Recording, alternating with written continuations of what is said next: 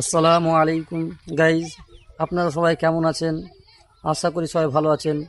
আমরাও ভালো আছি আলহামদুলিল্লাহ।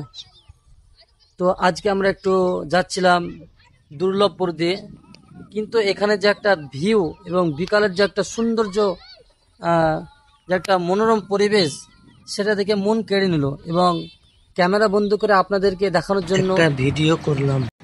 মেঘলা আকাশ, হালকা ঠান্ডা হাওয়া, প্রকৃতি যেন আজ কিছু বলতে চায়। আর সামনে গ্রাম্য পথ, এই নীরব প্রকৃতি যেন আল্লাহর করুণা ও দয়ার শুকরিয়া আদায় করছে।